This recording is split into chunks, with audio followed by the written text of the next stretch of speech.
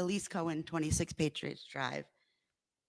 For these three individuals, I'd like to hear about the hiring practices and the process for vetting these individuals seeking to enter Canton Police Department as public servants, and also about discipline, because as we saw in a slide last week, CPD only had one officer with any disciplinary issues since 2000, according to the post-commission report, while surrounding towns had at least 7 and upwards of 18.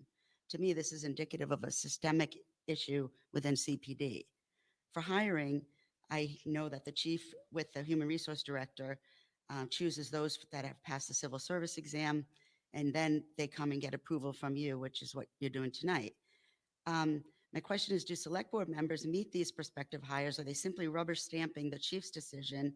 Because as you've told us before, you leave the policing to the police, even though you're the bosses of her. And if you're not personally vetting them, how can you vote to approve candidates without interviewing them? Who's determining their fitness for duty and appointment? I have a big concern if it's the chief, because her judgment, unfortunately, has been shown to be questionable. And I'd like to know what other entrance requirements there are. Also, it seems as if a residency requirement exists because most currently live in Canton or have lived in Canton and are connected via friends and family. There is a body of contemporary research showing that residency requirements do not have a positive effect on police officer performance or community relations. In fact, the opposite is often true. Police associations have argued that residency requirements limit the talent pool and breed corruption. Over time, especially in a smaller town, an officer builds an extensive network, which makes it harder and harder for them to serve the community in an unbiased way. Nepotism seems to run rampant and preference is given. Police can easily view themselves as untouchable and lead to ignoring the needs of a significant portion of the people they took an oath to protect and serve. So looking at current hiring practices and then implementing best practices would do a lot for gaining the lost faith of residents that Canton Police Department will act in good faith for all residents, not only certain special friends and family. Thank you. Thank you. Mr. Duty, I'm going to defer this to you because with the being the chief of the fire department with the civil service. So my recommendation is we have a motion and a second.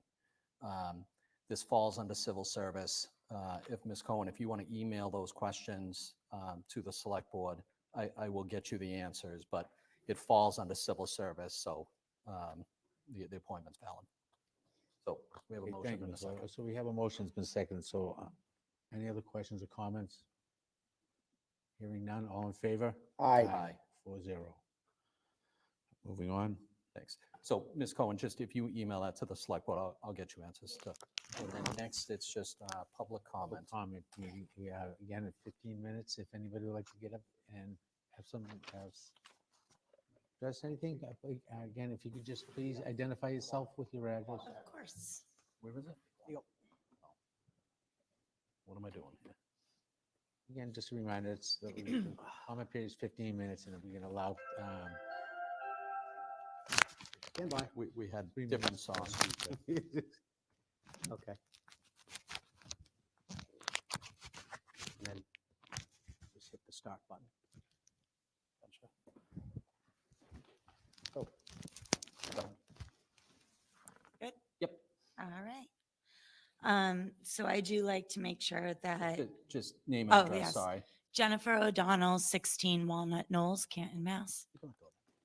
I do like to make sure that I lead with transparency, and at the last meeting, the special town meeting, I was trying to inform the town that, in my opinion, and according to the way that I am interpreting the law, you all are in violation of ethics. And I would like to read why. And this is what I personally spent time writing and sending to the ethics committee, so you know where that complaint came from. And I'll follow up with tonight as well, because 2 of you voted again on a police matter when you really shouldn't be. So in my opinion, on November 17th and November 20th, the Canton, Massachusetts Select Board held a meeting to vote positions on articles to the Finance Committee motions for a special town meeting. Also, please see the select board agenda and meeting video that I have attached. Articles 4, 5, and 6 are said warrants. All relate to the Canton Police Department. Herein, Article 4 calls for accountability for the Canton Police Department, requiring the Canton Police to respond to concerns of the Canton voters. Article 5 calls for the vote of no confidence of the Canton Police Department. Article 6 calls for an independent investigation into the audit of the Canton Police Department. All articles are described in further detail in the warrant. Kevin Albert, Canton Police Department Sergeant, is the brother of a select board member, Christopher Albert. William Theodore, officer of the Canton Police Department, is the son of Tom Theodore. Under general law, Chapter 268, Christopher Albert and Tom Theodore are considered a municipal employee subject to the conflict of interest law. The town of Canton population exceeds 10,000 per the latest 2021 census data showing the population at 22,034 residents. Under Section 19, self-dealing, the law prohibits selectmen from taking official action, such as voting on matters affecting the financial interest of immediate family members, siblings included, whether matters may impact family members positively or negatively. A background: the select board meeting was held mainly as a result of numerous concerns of corruption and incompetence of the Canton Police Department, Article 4, 5, and 6, which are described in further detail in the warrant. All have the ability to negatively impact those serving the Canton Police Department if approved. It is not unreasonable to believe that financial interest of the Canton Police members would be positively impacted if these articles did not pass. Given select board member Christopher Albert's brother serves on the Canton Police Department, as well as Tom Theodore's son being a Canton Police Department, they should have recused themselves from the vote, given the fact that the law stated above under the affirmative Section 19, as seen by the select board meeting videos. Christopher Albert and Tom Theodore did not recuse themselves or leave the room or abstain from voting, but voted no on all three articles, and again at the special town meeting, and again tonight.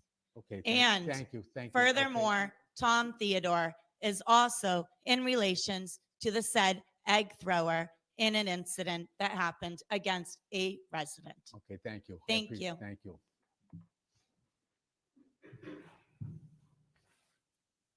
Anybody else?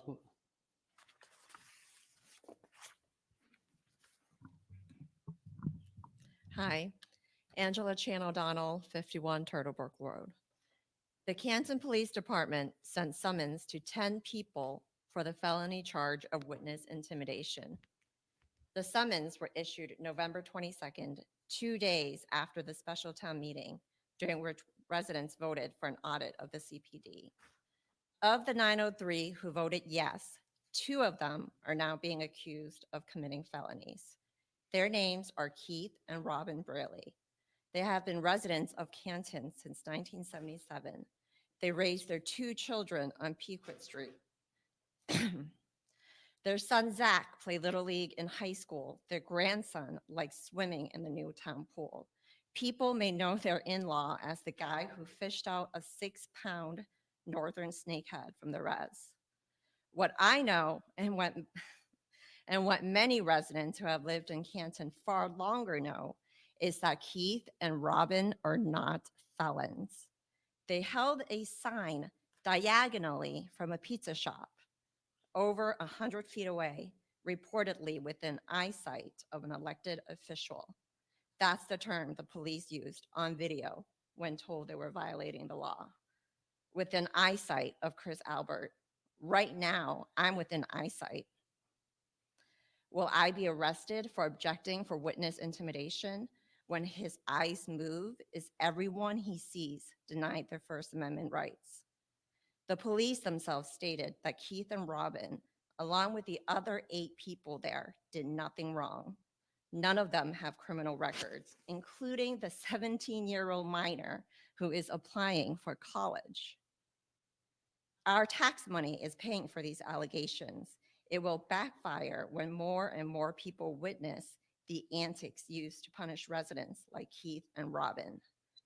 Arrest as many people as you can. Open more eyes that will see how laughable it is that their family, friends, neighbors are accused of being felons.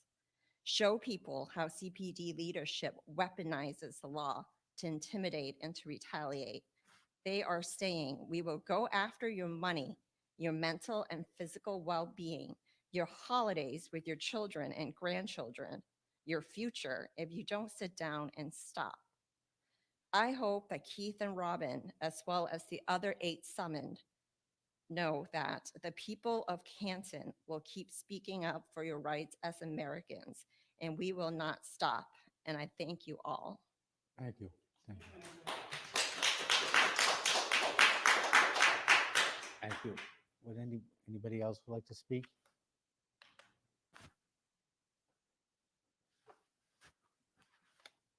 Thank you all very much for attending. Do we have a motion to adjourn? Make a motion to adjourn. Motion been made to adjourn. Second. Second at 7:34. Motion been made and seconded. Any questions, comments? All in favor? Aye. Motion, meeting adjourned. Thank you very much.